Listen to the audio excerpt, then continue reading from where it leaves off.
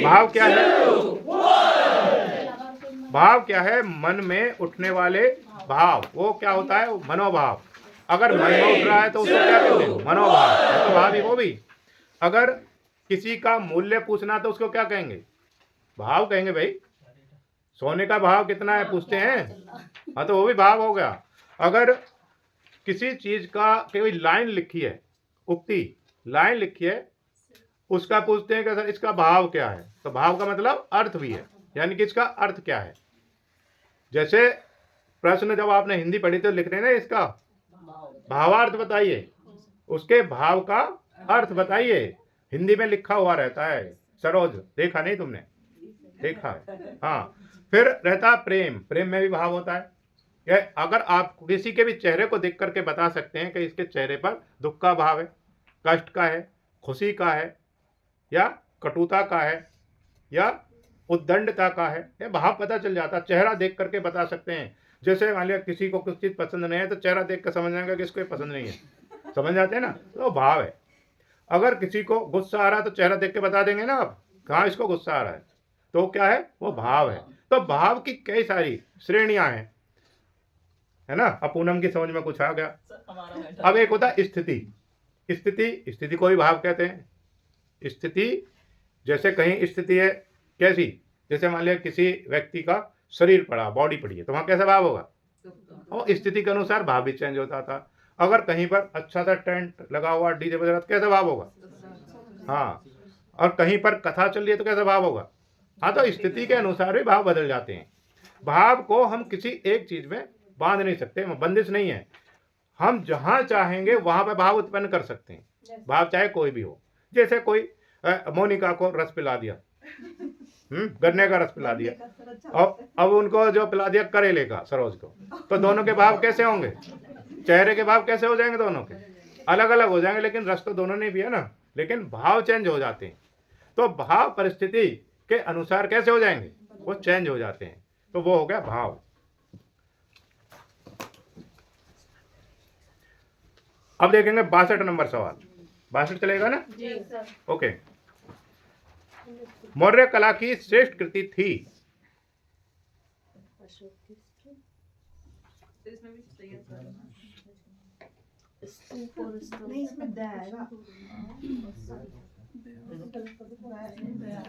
नहीं, इसमें भी उपरोक्त सभी सही है वैसे तो, ठीक है।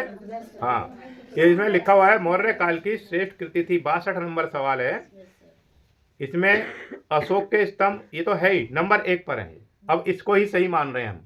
नंबर 1 पर क्या है? मौर्य काल की श्रेष्ठ कृति, जो सबसे श्रेष्ठ पूछ रहा चूंकि इसमें, तो श्रेष्ठ कृति कौन सी है? स्तंभ ही है। ये इसको बिल्कुल ठीक है। अगर स्तंभ नहीं होता तो स्तूप होता, तो फिर स्तूप भी ठीक था।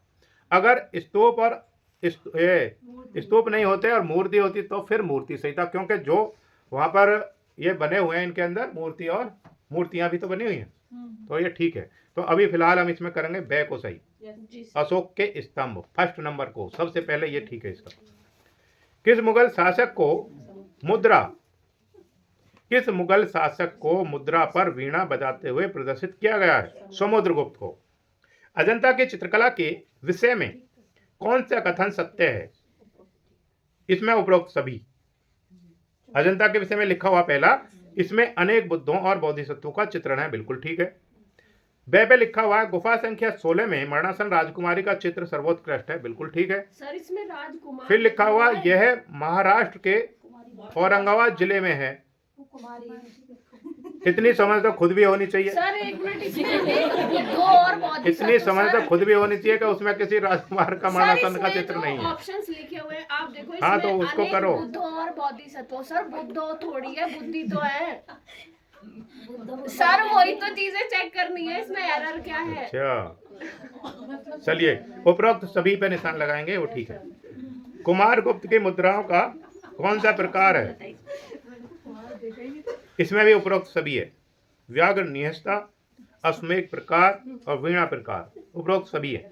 66 नंबर सवाल है, निम्नलिखित में से कहाँ का शिव मंदिर प्रसिद्ध है? उपरोक्त से, बे और से दोनों, बे और से, खो और भूमरा, खो और भूमरा।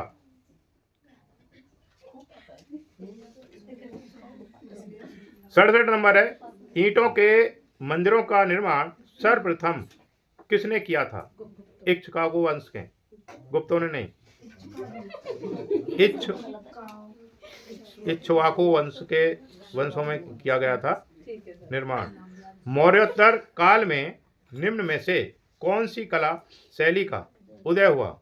इसमें भी उपरोक्त सभी का आएगा, गंधार शैली, मथुरा शैली और अमरावती शैली। मौर्योत्तर काल में निम्न में से कौन सी कला शैली का उदय हुआ? ठीक है, उपरोक्त सभी पे निशान लगाइए। मथुरा कला के विषय में कौन सा कथन सत्य नहीं है? मथुरा कला यथार्थवादी है। बे पे निशान लगाएंगे। भारतीय कला में गढ़ी हुई बुद्ध की सबसे प्राचीन मूर्ति किस कला शैली में मिलती है? मथुरा शैली में। 71 नंबर सवाल देखेंगे, किस कला शैली में बुद्ध को रोमन देवता अपोलो की भांति दिखाया गया है? गंधार शैली में। अपोलो किसके देवता हैं?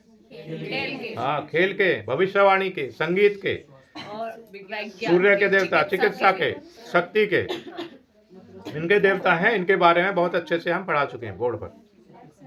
मौर्योत्तर काल में कला का आधार रहा है बौद्ध। गंधार कला शैली के संरक्षक कौन थे? कुषाण। गुप्त काल में भगवान बुद्ध की कांस्य प्रतिमा कहां से प्राप्त हुई है? सुल्तानगंज। इंपॉर्टेंट सवाल है। पुरातत्व विभाग की स्थापना किस वायसराय के शासन काल में हुई थी? करजन। ताजमहल को उस्ताद ईसा द्वारा अभिकल्पित किया गया था और आर्किटेक्ट कौन था?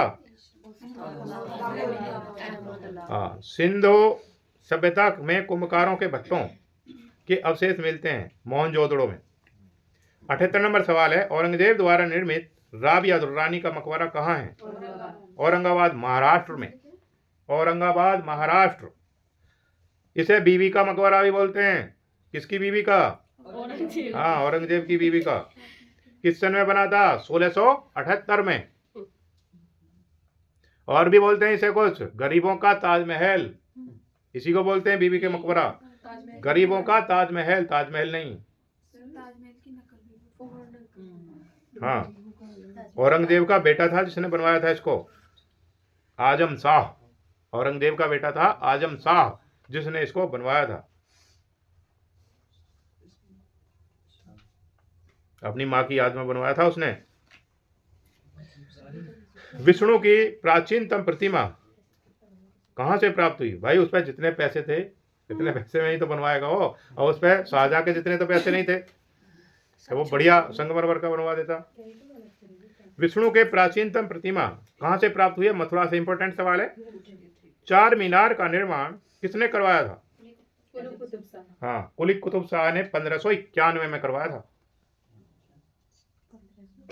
हाँ जी, कुतुब शाह ने जब प्लेग बीमारी थी, प्लेग बीमारी का अंत करा था, उसको खत्म किया था, उसकी खुशी में इसने ये करवाया था, ऐसा माना जाता है।